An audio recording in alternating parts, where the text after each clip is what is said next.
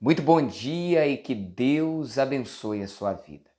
Bom, nós estamos chegando aí ao final de semana e eu quero lembrar você que essa mensagem nós sempre estamos enviando aqui de segunda a sexta-feira, a uma mensagem nova às 6 horas da manhã, tá bom? Então você pode acompanhar essas leituras sempre de segunda a sexta às 6 horas da manhã.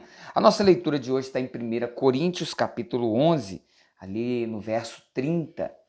E antes de nós fazermos essa leitura, você que já tem acompanhado o canal, eu queria pedir que você compartilhe essa mensagem com outras pessoas e também que você que ainda não se inscreveu no canal, se inscreva para que possamos seguir crescendo aqui no nosso canal, tá bom? Bom, o texto diz assim, o apóstolo Paulo escrevendo aos Coríntios, lá em 1 Coríntios, capítulo 11, o verso 30 diz: Eis a razão, porque há entre vós muitos fracos e doentes, e não poucos que dormem.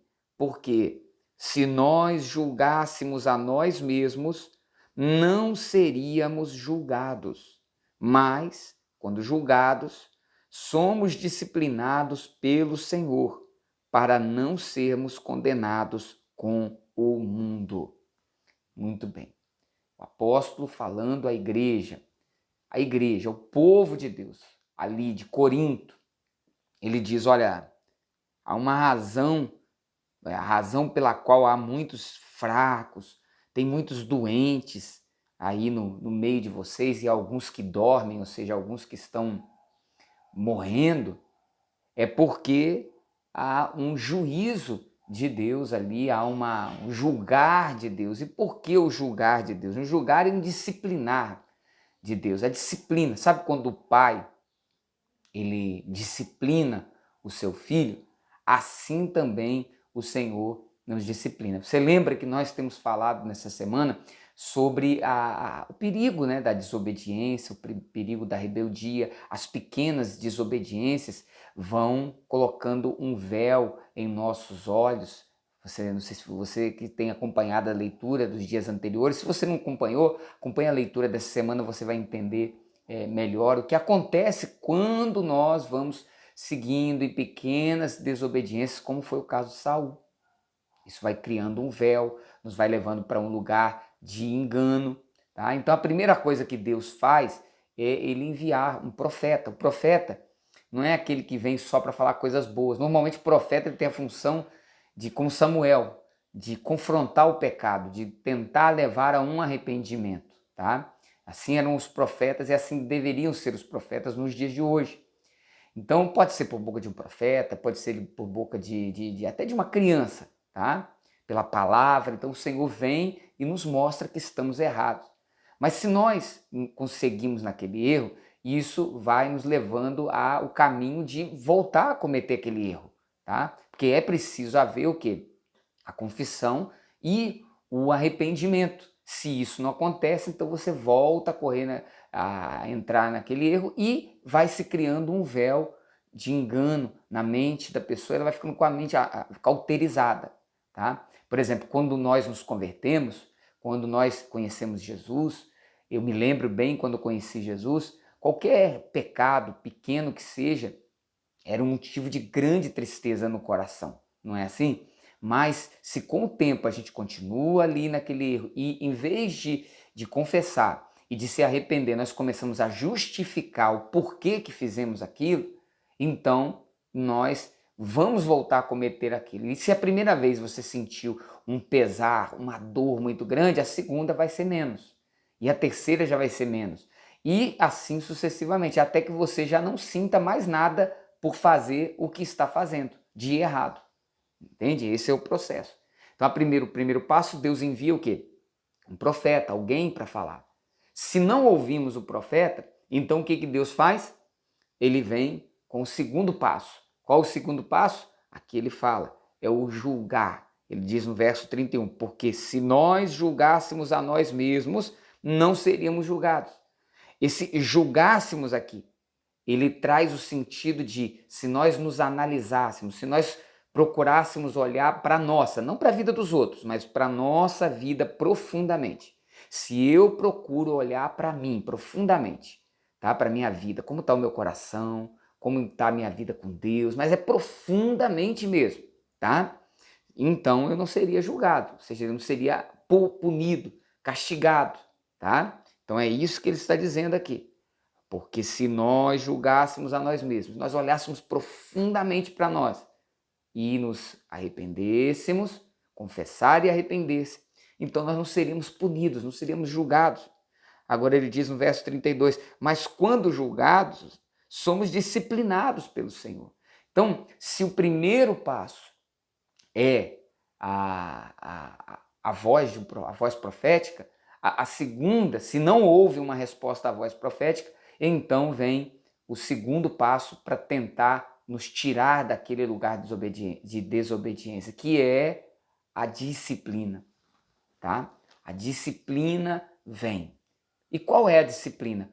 Pode ser até mesmo uma doença, pode ser uma provação, pode ser enfim, pode ser uma série de coisas, mas o propósito de Deus é para que a gente não seja, como diz o texto aqui, condenados junto com o mundo. Sempre, sempre o propósito, quando um pai castiga o filho, o propósito que o pai tem não é o mal do filho, mas é trazê-lo de volta a um lugar de obediência que vai trazer benefício, que não vai fazer mal para ele, tá? Então, querido, vamos olhar bem para dentro da gente, julgar a nós mesmos, para que não sejamos punidos, disciplinados, para que não haja necessidade de chegar a esse nível, a esse lugar.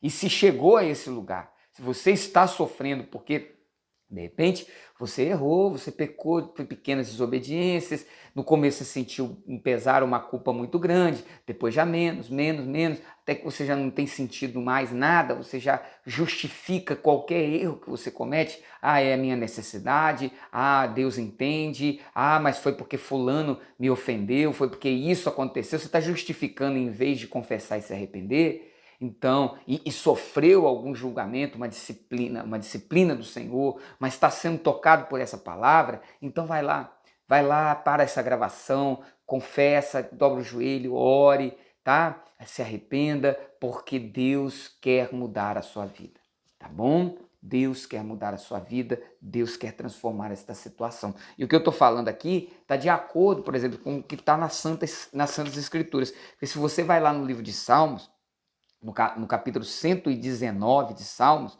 o salmista diz assim, no versículo 67, antes de ser afligido, andava errado. Antes de ser afligido, andava errado. Olha só. Mas agora guardo a tua palavra, tá? Então foi preciso ele ser afligido para que ele corrigisse o erro.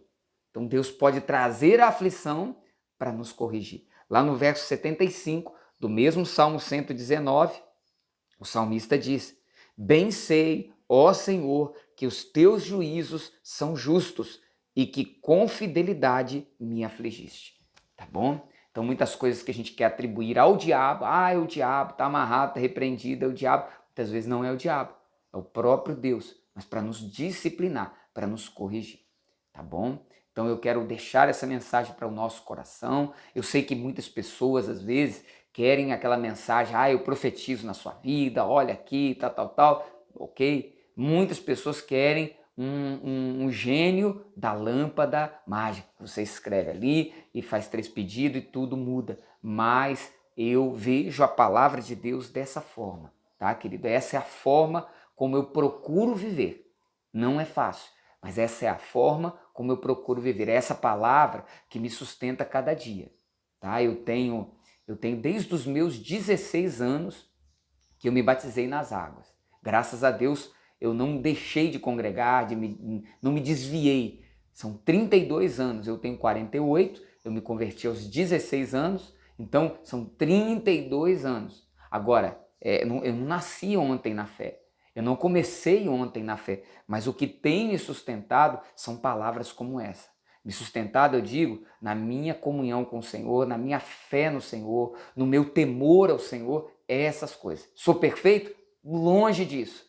Mas é o que me sustenta, é isso aqui. É isso aqui. Por isso que eu preciso, eu não sei você, mas eu preciso me alimentar dessas palavras.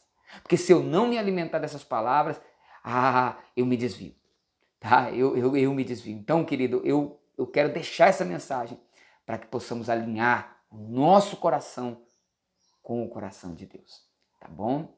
Bom, vamos orar? Deixa eu pegar aqui o copo com água, pegue o seu aí também, feche os seus olhos. Pai, nós queremos te agradecer por mais um dia, por mais uma semana de vida, por tudo que o Senhor nos tem dado.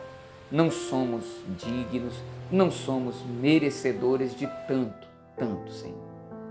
Tanto cuidado, tanto amor que o Senhor tem para conosco.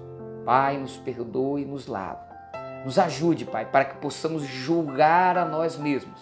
Ou seja, para que possamos olhar profundamente, não para os outros, mas para a gente, para o nosso interior. E assim possamos, meu Pai, nos arrepender, confessar e arrepender dos nossos pecados, para não sermos julgados, ou seja, punidos, disciplinados pelo Senhor. Senhor, que haja cura hoje, por meio dessa mensagem e da oração que foi feita e que está sendo feita agora. Que haja cura, que haja libertação, que haja renovação de vidas, de corações, de pensamentos agora. Pai, eu abençoo cada um dos que estão acompanhando essa mensagem. Dá-nos um dia abençoado, um fim de semana abençoado.